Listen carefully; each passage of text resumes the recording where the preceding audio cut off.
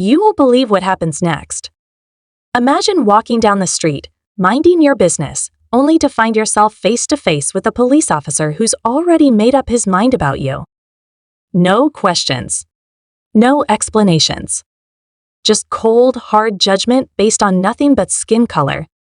It's a scenario that happens far too often in America, and today, you're about to witness one of the most shocking examples ever caught on camera. A routine stop takes a dark turn when a power-hungry cop detains a black man without realizing he's messing with the wrong guy. And trust me, when the truth comes out, you're going to want to see the officer's reaction for yourself. This isn't just another story of racial profiling. It's a game changer, a masterclass in poetic justice. Stay with me because by the time we reach the end, you'll understand exactly why this video is blowing up right now. Now picture this, a dimly lit street, the kind where the air feels heavy with tension. The kind where history whispers from every shadow. A black man in his mid-30s, sharply dressed but casual, walks with purpose, his posture straight, his steps steady. His name? Marcus Reed. A man with a past as deep as his intellect, though. In this moment, the only thing visible to the outside world is his skin. That's all Officer Grant needs to see. One glance, one assumption, and the officer's hand instinctively moves to his radio. Backup isn't necessary, but in Grant's mind, it's always better to be safe than sorry, especially in this part of town. But here's where things take an unexpected turn. This isn't Marcus's first time dealing with men like Grant. He's been in situations far worse than this. In fact, he's spent years studying them, outsmarting them, and exposing them for what they truly are. Because Marcus, he's not just any man. He's an intelligence officer with deep connections, extensive training, and knowledge that could dismantle an entire career with just one phone call. And Officer Grant? He has no idea who he's dealing with. As the officer steps out of his squad car, chest puffed, badge gleaming under the flickering streetlight, Marcus remains calm. He already knows how this is going to play out. Grant, however, thinks he's in control, thinks he's about to put another suspicious man in his place. He grips his flashlight, tilts his chin up, and barks the first command. But the moment Marcus responds, the tone shifts. Something about the way he speaks, the authority in his voice, it's unsettling. Grant wasn't expecting that. He was expecting fear, hesitation, maybe even defiance. But confidence? That's something he doesn't know how to handle. And this is where things start unraveling. Because in the next few minutes, Marcus is going to do something that flips the entire situation upside down. A move so brilliant, so undeniable, that even the officer himself will be forced to rethink everything. What does he say? How does he turn the tables? And most importantly, how does Grant react when he realizes the grave mistake he's just made? Stay tuned, because you won't want to miss what happens next. Marcus could feel the weight of the moment pressing against him like a silent storm, unseen but unavoidable. The night air was thick, the kind that made every breath feel measured, calculated. He had been here before, not on this exact street, not with this exact cop, but in this exact situation. He knew the script, had seen it play out 1,000 times in 1,000 different ways. The only difference tonight? The man standing in front of him had no idea who he was dealing with. Officer Grant squared his shoulders, one hand resting near his holster, the other gripping a flashlight like a weapon. His eyes flickered with something between arrogance and suspicion, a familiar mix of unchecked authority and the quiet thrill of control. He didn't see Marcus as a man. He saw him as a problem, a question that didn't need answering, only submission. ID. Now. The words came sharp, clipped, designed to leave no room for negotiation. But Marcus didn't flinch. Instead, he studied the officer carefully, his own expression unreadable. He could feel the tension in Grant's stance, the slight twitch in his jaw that betrayed his impatience. The officer was expecting compliance, maybe resistance, but he wasn't prepared for what came next. Marcus reached into his pocket, slow and deliberate, but not for his wallet. Instead, he pulled out a simple black card, the kind that didn't need words to command attention. It was the kind of card only a select few would recognize, a symbol of authority far greater than any badge officer Grant had ever worn. He held it between his fingers, letting it catch the dim streetlight just enough for effect, then extended it toward the officer with a measured calm that was almost unnerving. "You sure you want to do this?" The question wasn't a challenge, nor was it a plea. It was a warning, quiet but heavy, loaded with meaning that Grant couldn't yet decipher. For a moment, confusion flickered across the officer's face, his brow furrowing as he hesitated. He wasn't used to hesitation, not his own, not from the people he detained. The silence between them stretched just long enough for uncertainty to creep in, but not long enough for Grant to fully grasp the shift in power. "I said ID," he snapped, masking his unease with force. "Now." Marcus exhaled slowly, his patience a controlled thing, honed through years of experience. He had spent over a decade navigating the corridors of intelligence, operating in shadows most people never knew existed. His job wasn't just to gather information, it was to understand people, to read them, to predict them, to dismantle them if necessary. And right now, he was watching Officer Grant unravel in real time. The officer was still convinced he was in control, but Marcus could see the cracks forming, the creeping realization that something wasn't adding up. He could almost hear the thoughts racing behind Grant's eyes. Who was this guy? Why wasn't he afraid? Why did he look at him like he was the one making a mistake? But before the officer could piece it together, a voice crackled through his radio. Static, followed by a sharp command. Unit 34, status update. A simple request, but Grant hesitated before responding. His fingers flexed against his radio, a flicker of doubt betraying him. Marcus didn't move, didn't press, just let the moment linger, let the weight of uncertainty settle. He could feel the shift happening, small, subtle, but inevitable. The power dynamic was changing, and Grant didn't even realize it yet. Somewhere in the distance, the wail of another squad car echoed through the streets, a reminder that time was running out. Marcus knew how this would go. He had seen men like Grant double down, push forward even when the ground beneath them was crumbling. But he had also seen what happened when the right seed of doubt was planted, when the weight of a single mistake became too much to ignore. He wasn't here to teach lessons or seek justice. He was here because sometimes the best way to expose the truth was to let it reveal itself. Grant's grip tightened around his flashlight, his jaw working as he debated his next move. Marcus could see it, the battle between instinct and ego, between reason and the unchecked power that had carried him through his career.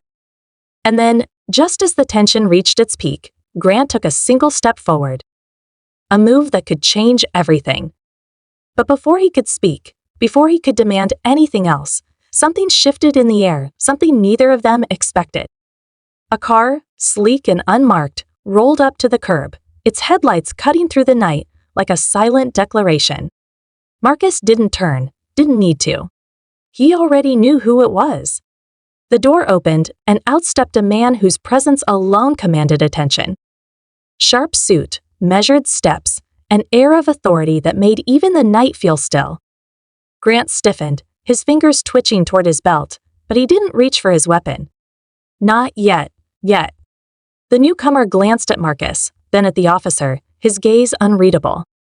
And then, with a voice as smooth as steel, he said the words that sent a cold chill down Grant's spine. "Officer, do you have any idea what you've just done?" Officer Grant's breath hitched, his grip on the flashlight tightening as his pulse pounded in his ears. He didn't recognize the man who had just stepped out of the sleek, unmarked car, but everything about him screamed power, the kind of power that didn't need a uniform or a badge to command respect. The dim glow of the streetlights barely illuminated the man's face, but Grant could see the sharp eyes locked onto him, studying him like a chess piece in a game he didn't even realize he was playing. His radio crackled again, another status request cutting through the tension, but this time, Grant didn't reach for it. He swallowed, his throat dry, his confidence cracking under the weight of something he couldn't quite name. The stranger stepped closer, his presence swallowing the space between them, and when he spoke again, his voice was even, controlled, but laced with something cold beneath the surface. I asked you a question, officer. Do you have any idea what you've just done? Marcus remained still, watching, waiting. He had already known how this night would unfold, but this was the moment that would decide everything. Grant hesitated, his brain scrambling for solid ground, but there was none. He had walked into something far bigger than he had realized, and for the first time tonight, he knew it. But his instincts, the ones he had been conditioned to trust, pushed against the warning signs flashing in his head. He straightened his shoulders, clinging to the last shred of authority he believed he still held. This man refused to provide identification, Grant said, his voice steady but hollow, lacking the conviction he'd had minutes ago. He was acting suspiciously. The words felt flimsy, even to him. The stranger tilted his head slightly, a quiet scoff escaping him, and then, for the first time, he turned to Marcus. Suspicious? The word hung in the air like an unspoken challenge, and in that moment, Grant felt a shift he couldn't ignore. Marcus slowly stepped forward, the streetlight catching the faint glint of something metallic in his hand. But it wasn't a weapon. It was the same black card he had shown before, only this time, he flipped it over, revealing an embossed emblem, a government insignia that made Grant's stomach drop. Silence stretched, thick and suffocating. Grant stared at the card, his mind racing to catch up, but the more he processed, the worse it got. He had seen that emblem before, though never up close. It belonged to an agency that operated in the kind of shadows cops like him never dared to tread. Intelligence. Federal. Untouchable. The kind of people you didn't just stop on the street. The kind of people who could end a career with a single phone call. Grant's fingers twitched at his side. His instincts screamed at him to salvage the situation, to find a way to justify himself, to turn this into something he could control.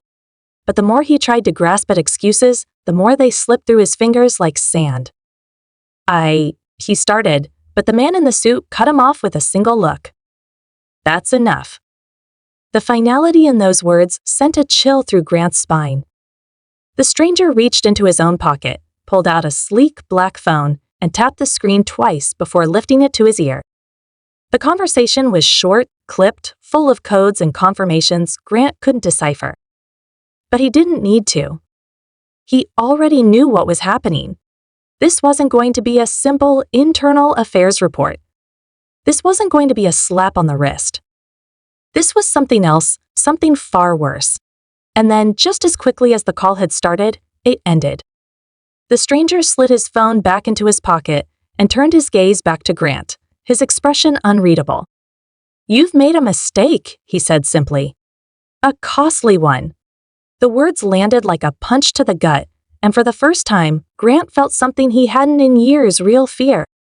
He opened his mouth, ready to argue, to defend himself, but before he could, another sound split the air. Not a siren. Not a radio call. Something worse. A second unmarked car, identical to the first, pulled up beside them, and this time, when the doors opened, two men in dark suits stepped out. They weren't cops. They weren't local. And they weren't here for Marcus.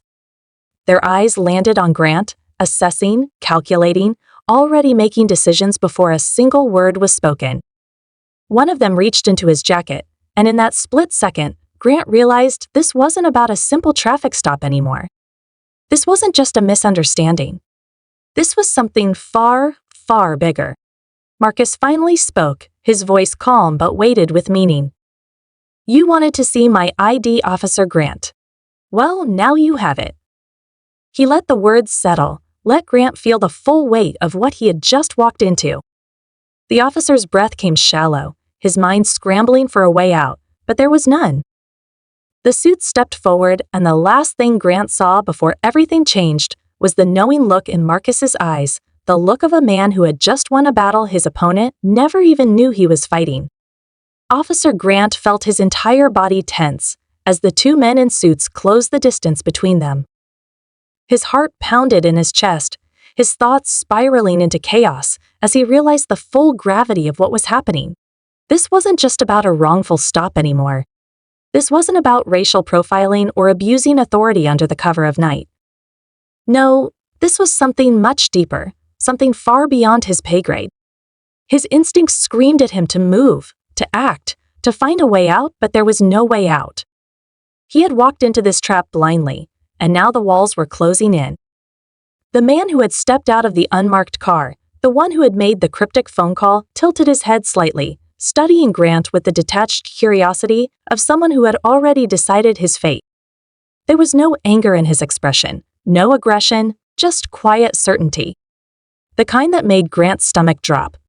One of the men in suits finally spoke, his voice measured but cold. "Officer Grant, you're going to hand over your weapon now." The words weren't a request. They were an order.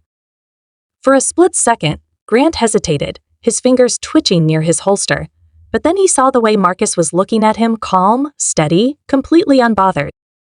That was when it hit him. Marcus had known how this would end from the moment Grant stepped out of his squad car. This had never been a simple stop.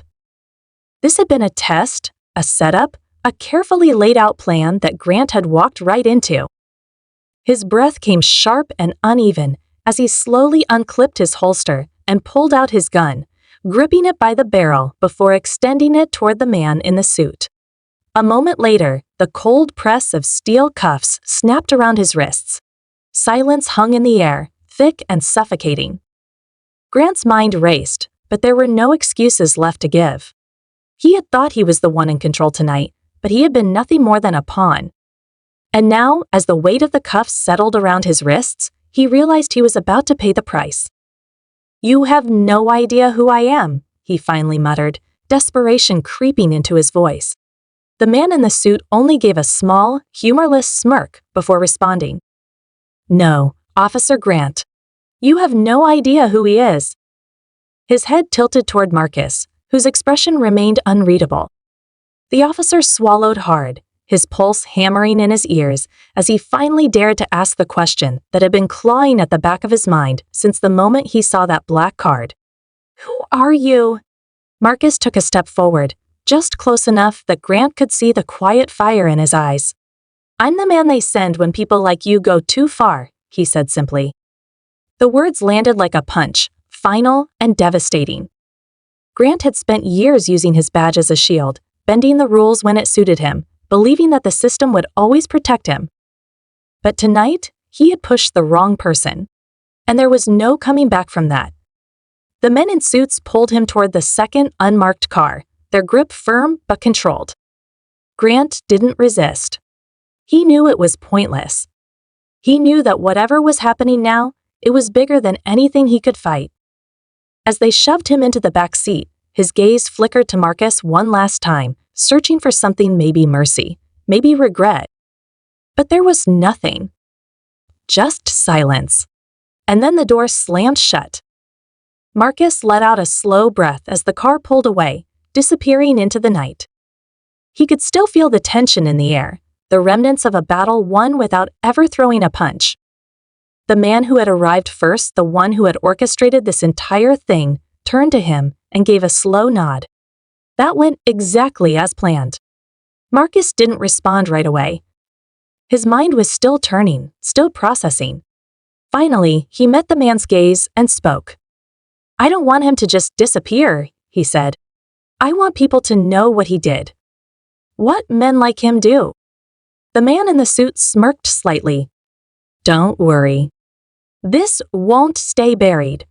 With that, he turned and walked back to his car, leaving Marcus standing alone under the dim glow of the streetlights.